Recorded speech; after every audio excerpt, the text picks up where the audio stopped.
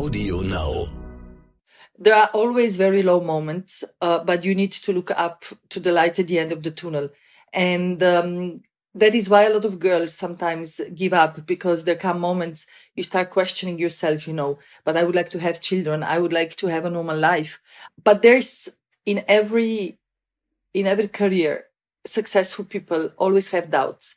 But you need, then to sit down and think about your basic motivation, why you started doing it. And that means not giving up. Die Boss. Macht ist weiblich. Hello everyone and welcome. I am Simone Menne, host of the podcast Die Boss from the Stern magazine. Today I have an international guest, and she is not only a boss, but also a chef. Anna Ross is the chef of the 2-star restaurant Hisza Franco in the romantic Sochatal in Slovenia, near the Italian border. She was nominated as the best female chef on the list of the 50 world's best restaurants. But that was not naturally given, as she started as a member of the national team for skiing in Yugoslavia, and she studied foreign affairs and diplomacy to become a diplomat or ambassador. All this sounds very exciting to me, and I'm looking forward to learn more. Just one technical remark up front.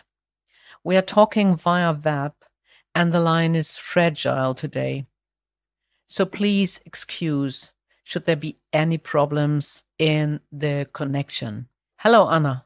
It's great to speak to you. Thank you so much for taking the time. Well, nice to talk to you. And thank you so much for the invitation. Best regards from Slovenia.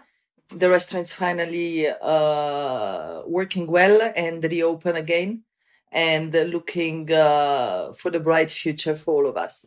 Okay, yeah. Obviously, Corona has been very difficult for restaurants.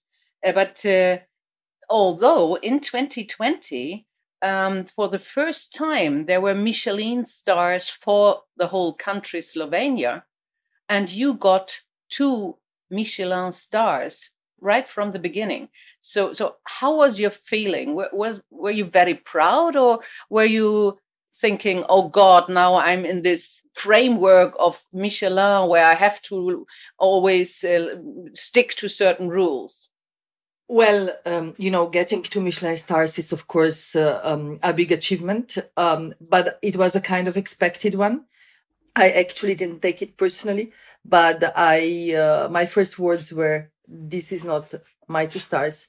It's the stars of the team of Hisza Franco. And the day after, I had a long conversation with the director of Michelin, and he actually said that what they really appreciate in Hisza Franco is actually the value of the team, how everybody stands out with an incredible knowledge, and I give them a platform they can actually show it. We are a kind of putting on a challenge, each of us every single day, to make happy every single guest, whether that is a Michelin inspector or that is a normal guest. But on the other side, I'm well known to say that if I have to change to get another star, or if I risk to lose a star because I didn't adapt to the system, I'd rather lose a star or don't get another one, because of exactly how we are. And to stand behind your own rules and behind your path and your beliefs, I believe it is really important to remain yourself, be yourself, and realize your dreams. When you were young, it was not necessarily the dream to become a chef, because actually first you were a great sports person, being part of a national team, and after that you went to study diplomacy and foreign affairs. So how did becoming a chef become your dream? What did change? I honestly, very often in my life, follow the life, follow what the life has prepared for us, follow the heart. But when I was a kid, I actually was completely into sport, skiing, but I also was a dancer at the same time. So I didn't even think about what I'm going to do as an adult. And then when I had to decide for the university, It was the time I already quitted skiing and got injured because I thought dancing is going to be my life.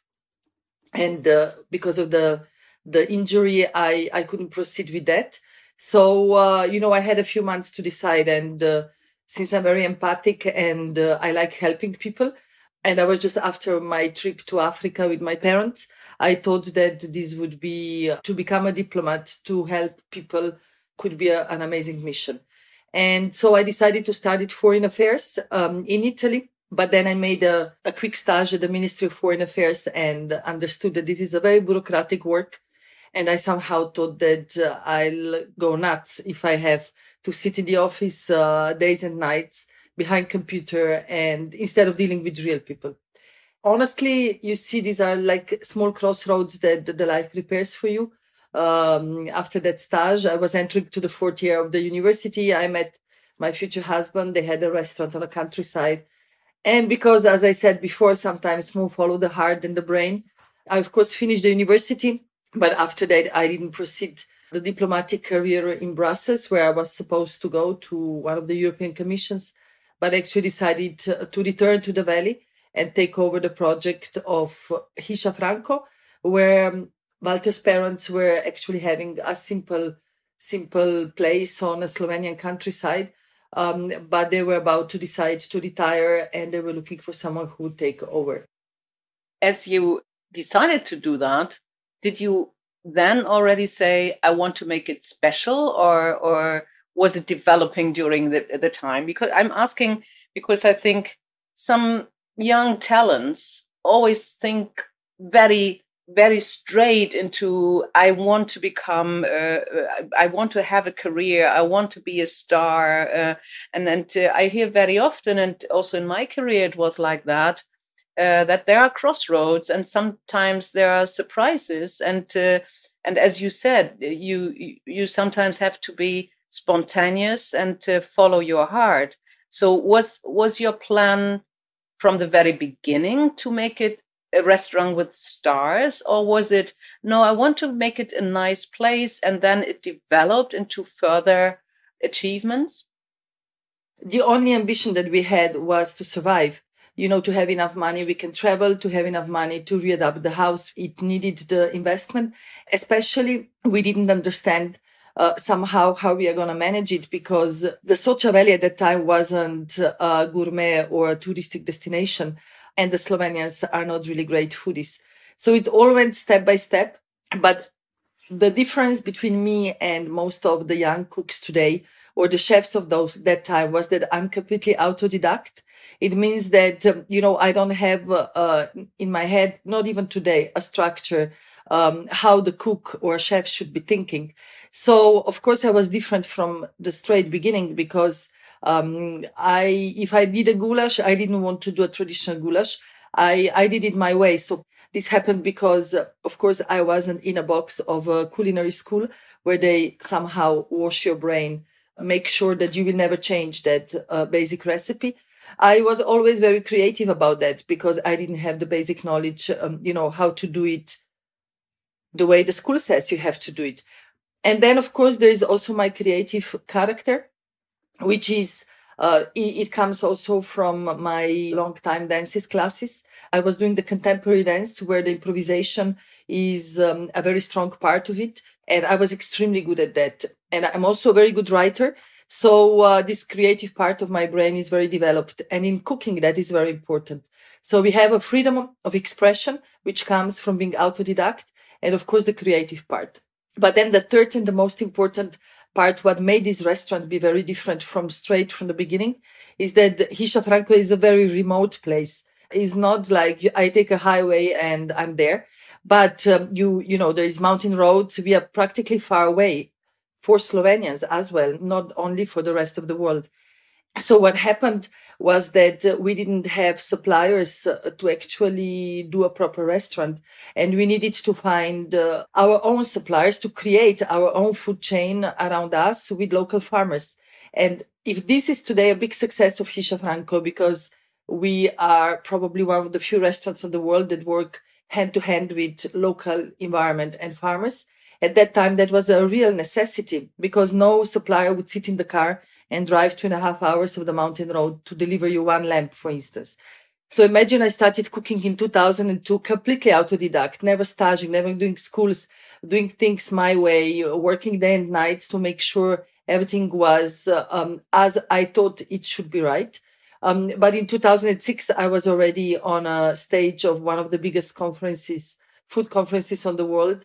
I was between these guys, being in the kitchen only 4 years. Did I have a dream to have stars, to be awarded, as Hisha Franco is awarded today, becoming best female chef on the world? Never. I think the only engine which was pushing me to work so hard to, be better every day was to convince guests from the region that it's worth sitting in a car and driving to Hisha Franco, because, that was the only way the restaurant could survive. I like the combination you are making. And I do that from time to time, even for my job coming out of the finance business. I think creativity and also art is very important for nearly every job, because if you are not creative and if you don't see the artistic part, even in figures, then you are just doing a bureaucratic work, and that cannot develop into something innovative or into something which is better than the rest. So I love that that combination you are showing us about your creative and spontaneous way to do things, because some people may think the best cook is the one who sticks strictly to a recipe, and you are obviously not doing it, and you are testing and you are trying. And that brings me to one point. You, of course, went through a lot of difficulties. Now it sounds good. You said, okay, already in 2006, you were in one of these very important events, but you went through difficult times. You just said your first thing to think about was, how do we survive? And you also said, there were so many things which went wrong with my bread, which went wrong with my pasta. I think that is also important to learn. How do you overcome these obstacles, also this very difficult times? How do you constantly continue, even if you go through a period where you think, oh God, everything is so difficult, I cannot do it anymore? What is your experience there? Hisha Franco today is employing almost 50 people who need rules in the kitchen. Once the recipe is fixed, once we achieve a result that is wanted, we of course fix the recipe precisely, and there is not a millimeter that anyone who is realizing can change. And actually, I have an amazing head chef. He's from Colombia. He's actually one of those people who respect the personality of the chef, that is mine, so much that he doesn't allow to anyone to change even a type of a flour on a dish before I say we have to change that flour. You know how you go over the difficulties of the beginning to reach a result of a house that has her own rules, but very strict rules. That is the whole journey. I believe that, there were so many times I wanted to give up. There were so many times, I went to bed and I was looking to the mirror crying, and I was like, but why the hell are you doing it? This is the sports gave me a lot. And I think it is a characteristic to people who do sports. There are always very low moments, but you need to look up to the light at the end of the tunnel. And that is why a lot of girls sometimes give up, because there come moments you start questioning yourself, but I would like to have children. I would like to have a normal life. But there's in every career, successful people always have doubts. But you need, then to sit down and think about your basic motivation, why you started doing it. And that means not giving up. There is always, and especially in so tough works where there's so many hours that we are doing in the kitchen, that you start doubting and questioning. But then you have to reset a little bit your mind and understand what was your primary goal and then follow it. It's not easy, especially for a woman in this world, which actually being a mother is not the easiest, where actually, having a family or a husband is not the easiest because this work takes you all. But I also believe that when I was awarded the best female chef in the world, I said, I will use it as a platform to be a role model for young girls that want to have a career, but they also want to have a family. I actually grew up two amazing children, which are really incredible. Everybody's in love with them. And I have an amazing dog, for instance, and I still take time for all of that. So when you doubt, you have to think that there are people who made it and therefore everybody can make it.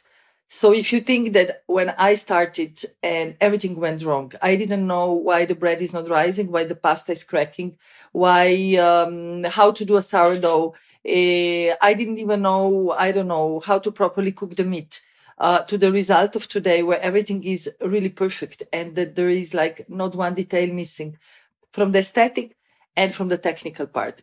This is the fight that personal and professional that is, making it happen. And that fight, well, everybody can win it if you want it, but there is a lot of dedication in it.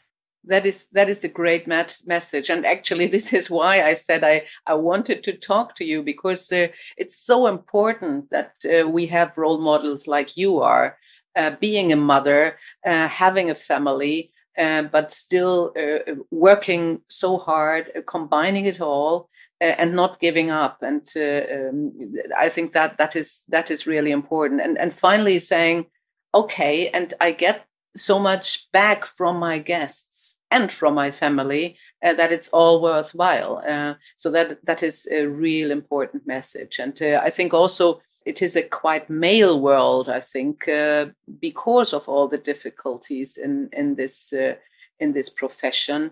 But there are more and more female chefs now who followed into your steps, right?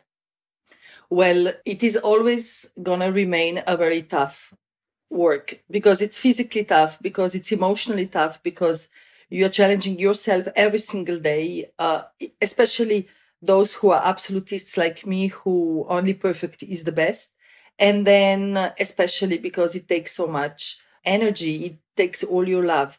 And that's why I don't believe that the numbers between men and women are ever going to be the same, because, well, usually in Slovenia, we say that every man has a very strong woman behind him. Why do we say that? Because that woman is making sure that the man with a career can have a career, because she's there, to take care of the family. She's there to make sure that a man comes home in a warm house, in a warm home, that he has whatever he needs to make his career happen. So she's a kind in a shadow. While on the other side, women, we rarely have that. I don't know a lot of women who have a full support that a woman usually gives to a man in a man. And that is what will make our profession always be more male dominated. But there is more and more, and every year more beautiful female chefs who are not only successful, and we talk about them because they are female, but because they are really amazing cooks. Like one of them was just awarded Best Female Chef for the 2021 is Pia Leon from Peru. And she has, together with her husband, Virgilio Martinez, the restaurant Central in Lima, but she also opened her own restaurant. And she's an incredible mother, an incredible wife, but also an incredible chef. And there is, I emphasized her because I have always estimated her so much, but also because she has an incredible husband who was always very supportive towards her. When somebody said Central with Virgilio Martinez won this and this prize, he said, no, you are wrong. Central with Virgilio Martinez and Pia Leon won this, this and this. And I would say that Virgilio is one of those that made me think how important it is that a man recognizes, the strength of a woman not only as a mother, but also as a professional cook. And he was doing it, and he's my hero for that. If there were more men thinking like that, there would be more female or more women in the industry. Let's hope it develops into that direction. We always ask, and we touched some part of it, we always ask our guests the question, do you have an advice, especially for young women, when you think about making a career? And I heard, well, of course, the partner is very important. Dedication is very important.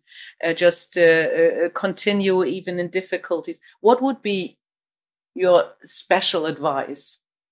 I believe that the young girls always have heroes, and select a proper hero, the one maybe with a good story, but also with a happy end. And then whenever you doubt, think about that happy end, and it's gonna help you go through difficult moments, because we tend to give up, and all of us, we have given up sometimes already.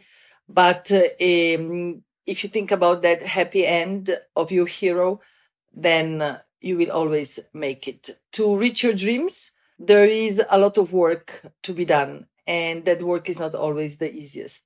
I believe that is the advice that is the best, and I wish somebody gave it to me when I started. I would cry a lot less, and maybe I would doubt a lot less. That's an amazing advice. I love it because, you may not know it, you're younger than I am, but I always looked into High Noon. High Noon is this story where a sheriff, everybody is going away from him because he has to face a very bad person, and he gets no support from his friends. They all leave him out, and finally he is alone to face these bandits. And at the end, his fiancée is coming back, and she's fighting with him. And then he's leaving with her the city and throwing the sheriff star into the dust. And that was my story, saying, okay, even when people are leaving you, even when you are facing this problem that may end in your death, which necessarily didn't happen in my life, but finally you can make it and then ride into the sunset. So I like your advice. For me, it was very helpful to believe into stories with a happy end. Who was your hero? What was the story with a happy end which helped you? Yeah, that is fun. I never had a hero, and nobody taught me that I have to look for heroes. So I think I was struggling by myself. Thinking just that there is nothing else, that the fact that I have to survive as a professional and also financially. So, but I think my parents never had this conversation with me, that it is important that in a bad moment you think about someone that can inspire you and make you become stronger. So I grew up without that secret in a drawer. And I'm really sorry for that, because I know that my children do have a hero.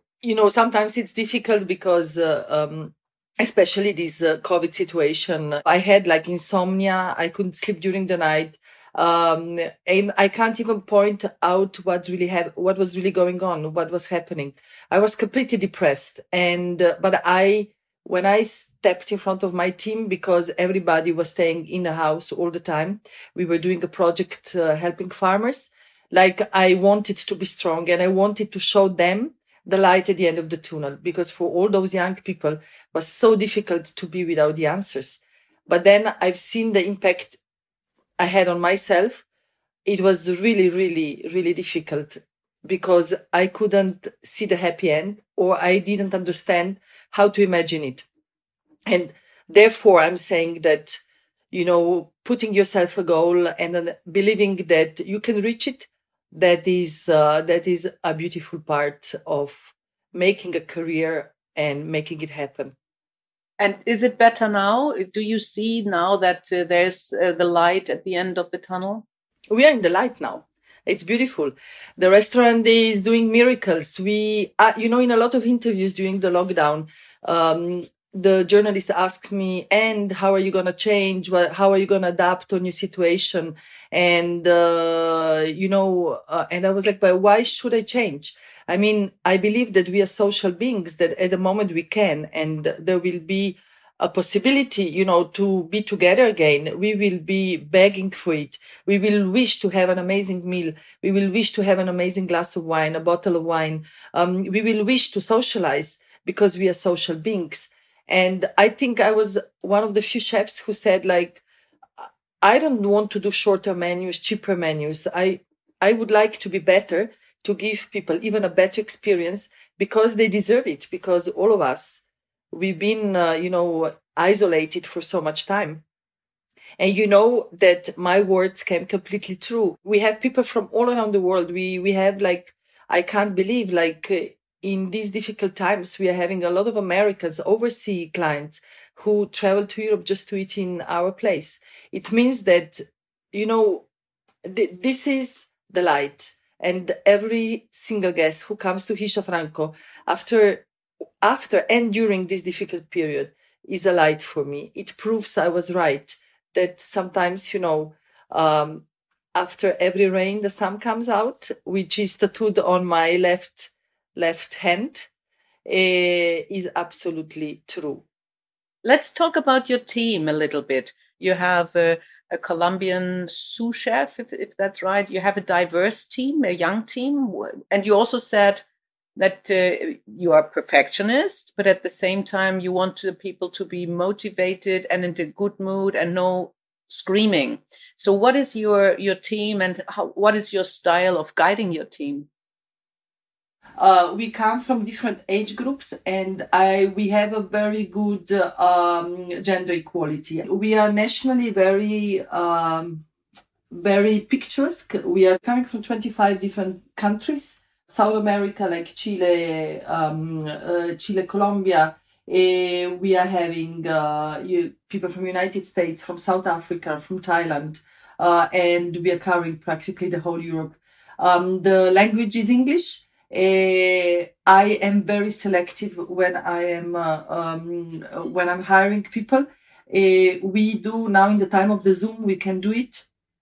We, of course, when we receive CVs, I study them, and then I have 3 Zoom calls before the trial, because I want people that can interact with my team in a good way.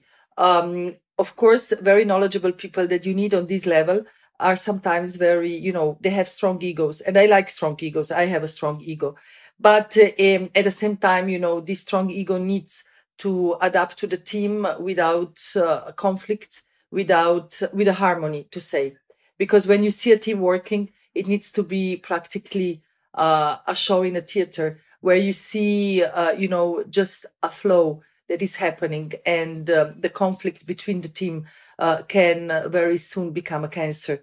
And I really try to avoid it. Sometimes I'm wrong in my psychological evaluation, but I would say in 95% of cases, I so deeply work on trying to understand who is coming to the house that I actually am right. What I'm requiring is a peaceful environment for everyone.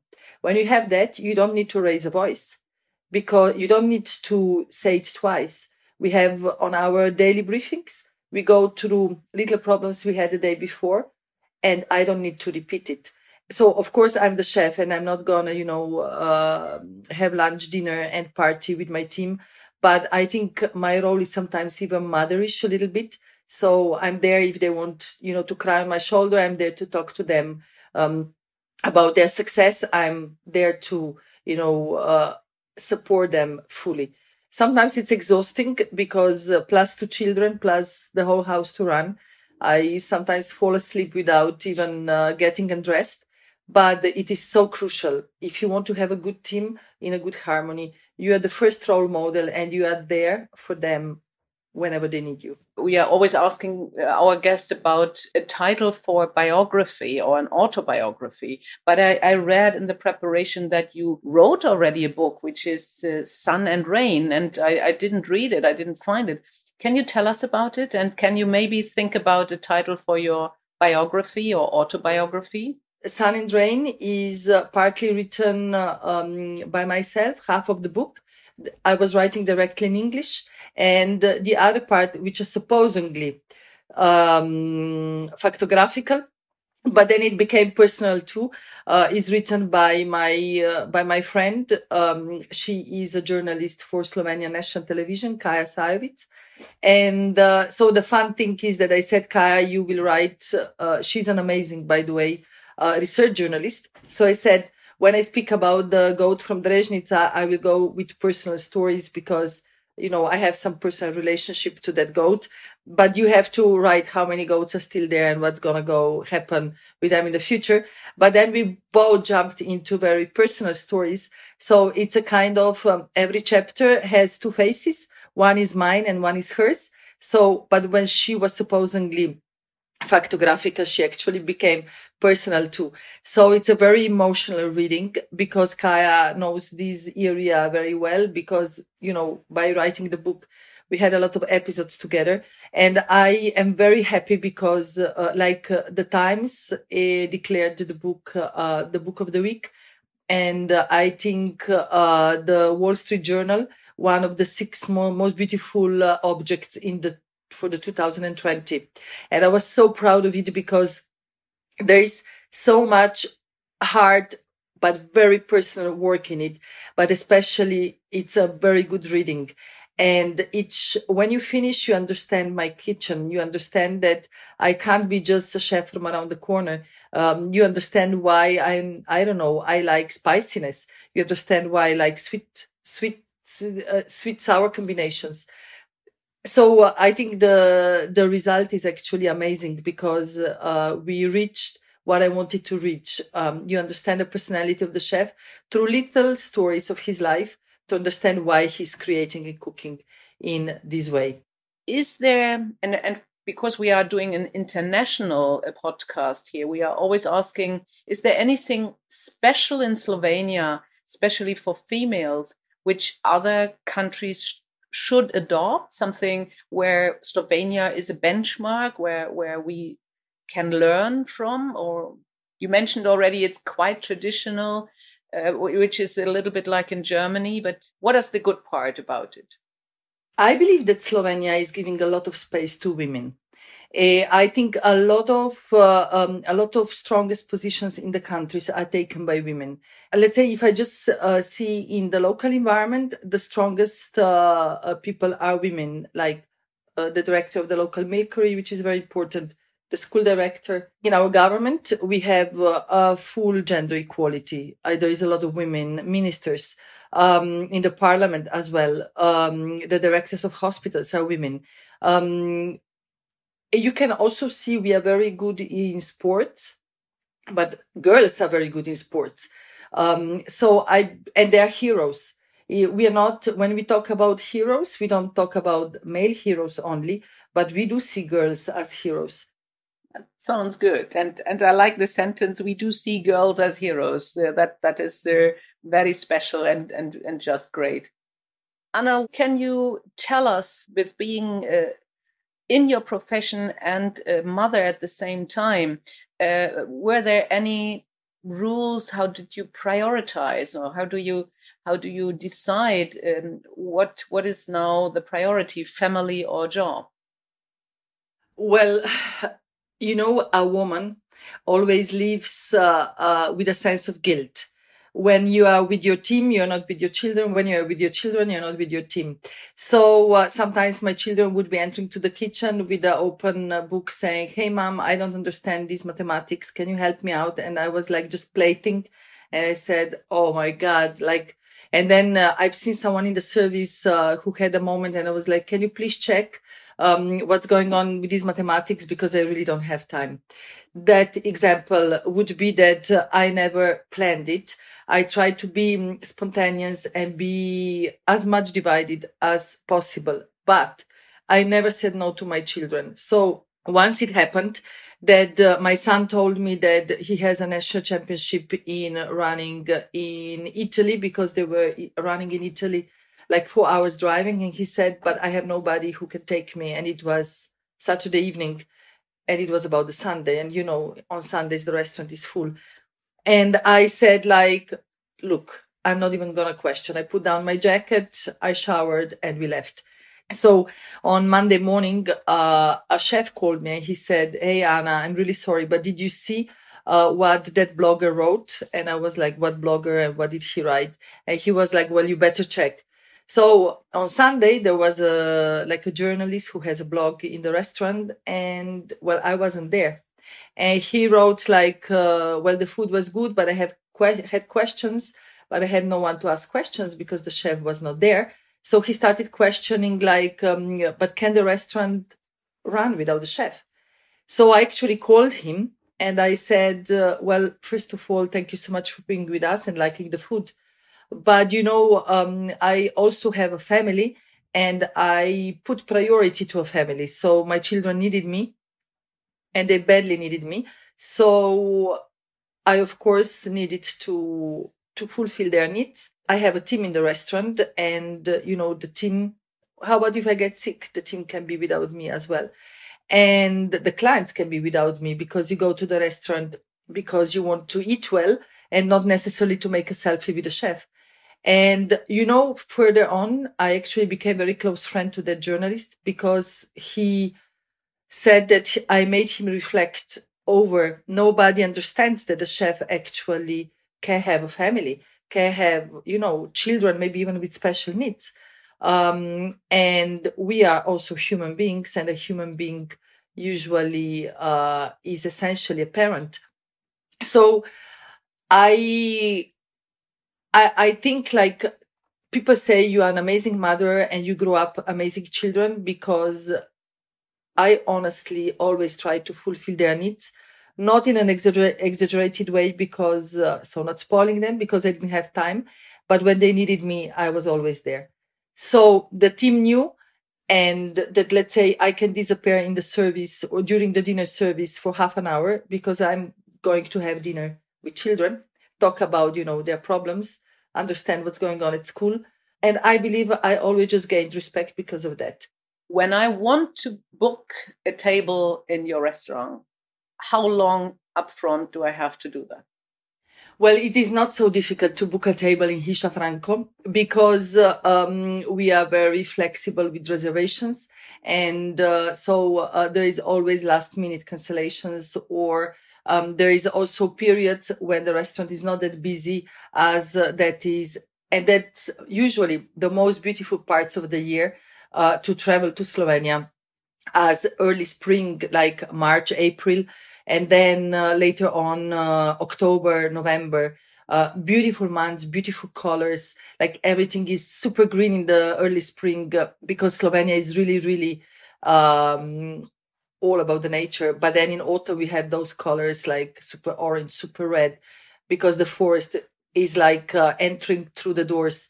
And that is the time that, of course, less people are traveling and it is a lot easier to get a table. So don't be scared, just try. And I'm pretty sure we can accommodate the needs of people, especially because Germany, Austria is not so far away. So is the restaurant open today? Yeah.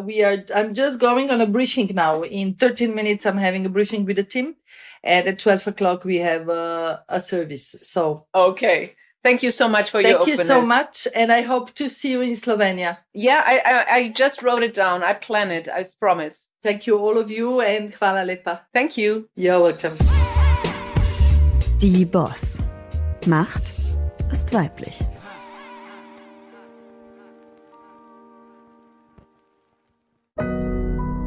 Audio Now.